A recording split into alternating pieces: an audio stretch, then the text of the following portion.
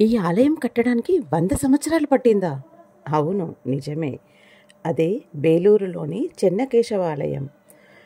Hello all, welcome back to world of Lucky Janu. ఈరోజు మన ప్రయాణం బేలూరులోని చెన్నకేశవాలయం. మేము ఏప్రిల్ 11, 2025న హలబీడు అలాగే బేలూరుని సందర్శించడం జరిగింది. ఉదయం హలబీడును సందర్శించినప్పుడు అక్కడ చరిత్రను, శిల్పకళను చూసాము. అదే రోజు కేవలం 15 కిలోమీటర్ల దూరంలో ఉన్న బేలూరుని సందర్శించేసరికి నిజంగా అక్కడ భక్తి, ఆధ్యాత్మికతను అనుభవించాము. ఆ రోజు స్వామివారికి రథయాత్ర. బేలూరు చెన్నకేశవ స్వామి ఆలయం సాయంత్రం వెలుతురులో కనిపించే ఆ దివ్య దృశ్యం నిజంగా హృదయాన్ని తాకుతుంది. ఇది కేవలం ఒక ట్రిప్ కాదు, ఒక ఆధ్యాత్మిక అనుభవం. మీరు కూడా మాతో పాటు స్వామివారి దర్శనానికి రండి. ఈ దేవాలయ నిర్మాణం సుమారు 100 సంవత్సరాల కాలం పట్టిందంట. చాలాసార్లు సుల్తానులు ఈ ఆలయాన్ని ధ్వంసం చేయడానికి చూశారట. పునర్నిర్మాణం కూడా జరిగింది. మేము వెళ్ళిన రోజు రథయాత్ర ఉంది కావున అక్కడ ఫోటోగ్రఫీ కానీ కెమెరా కానీ లోపల ఎక్కువగా అనుమతించలేదు. నార్మల్ డేస్లో మనం హలబీడులో చూసిన విధంగా ఇక్కడ పూర్తిగా చూడొచ్చు. కానీ మీరు ఒకటి గమనించారా? హలబీడులో లోపలవన్నిటికన్నా కూడా బయట శిల్పాలకి ఎక్కువ ప్రాముఖ్యతని ఇచ్చారు. కానీ బేలూరులో మందిరం లోపల ఉన్న వాటిలో చాలా కళాత్మకంగా, చాలా చక్కగా శిల్పకళ కనిపిస్తుంది. కానీ ఎక్కువసేపు మేము అక్కడ ఉండలేకపోయాము. కానీ స్వామివారి దర్శనం ఇంత దివ్యమైన రోజు జరగడం చాలా అద్భుతంగా అనిపించింది. ఆ గోపురాలపైన, చుట్టూ ఉన్న గోడలపైన శిల్పకళా నైపుణ్యం సేమ్ మనం హలబీడులో చూసినట్టుగానే ఉంది. ఒక్కొక్క రాతి కట్టడం ఒక్కొక్క అడుగులో ఒక్కొక్క చరిత్రను చెప్తూ ఉంది. మనకి గుడి ప్రాంగణం మొత్తం మహాభారతం, రామాయణం, భాగవతంలోని అనేక దృశ్యాలను, చరిత్రను ఇక్కడ చిత్రీకరించారు. 12వ శతాబ్దానికి చెందిన ఈ ఆలయాన్ని హొయసల రాజవంశస్థులు నిర్మించారని చరిత్ర చెప్తుంది. ఇది కర్ణాటక రాష్ట్రంలోని హసన్ జిల్లా బేలూరు పట్టణంలో ఉంది.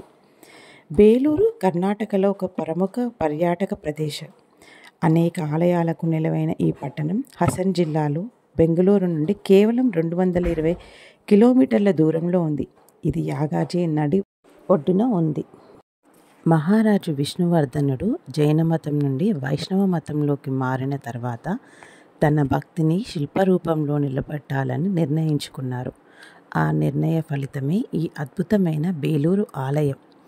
ఆలయ నిర్మాణానికి దాదాపు 100 సంవత్సరాల కాలం పట్టింది. విష్ణువర్ధనుడు తరాల రాజులు కూడా దీన్ని పూర్తి చేశారు. అందుకే ఈ ఆలయంలో ఒక్కొక్క మూలలో వేర్వేరు శిల్పులు ముద్ర కనిపిస్తుంది. ఈ ఆలయం మొత్తము బలపరాయి లేదా సోప్ స్టోన్తో నిర్మించబడింది.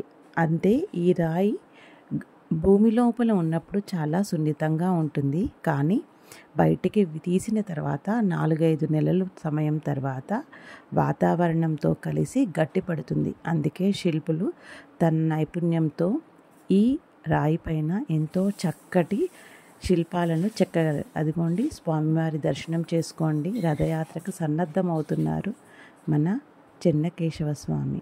నిజంగా ఎంత ముగ్ధ మనోహరంగా ఉన్నారు కదా.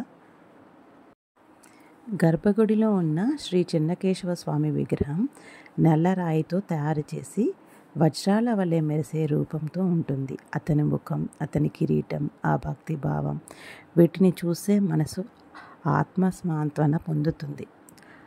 ఆలయ అంతర్భాగంలో ఉన్న మదనిక శిల్పాలు కూడా ప్రసిద్ధి చెందినవి.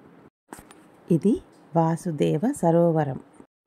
ఇది ఆలయానికి ఈశాన్యం దిక్కున ఉంటుంది. ఈ ఆలయం మొత్తం చూస్తే అది శిలలతో చేసిన సాహిత్యం లాంటిది. ప్రతి రాయి ఒక అక్షరం అయితే ఆలయం మొత్తం ఒక మహాకావ్యం. బేలూరు ఆలయం కేవలం ఒక పుణ్యక్షేత్రం కాదు, అది మన పూర్వీకుల సృజనాత్మకతకు గుర్తు. మీరెప్పుడైనా హలబీడు లేదా హసన్ వైపు వెళ్తే బేలూరు ఆలయాన్ని తప్పక సందర్శించండి. ఇది చూసిన తర్వాత మీరే అంటారు, రాళ్లతో చేసిన దేవాలయం కాదు, మన ఆత్మకు తాకే కళాత్మక ఆరాధన. ఆ చెన్నకేశవ స్వామి ఆశీస్సులు మనందరిపైన ఉండాలి. ఓం నమో నారాయణాయ.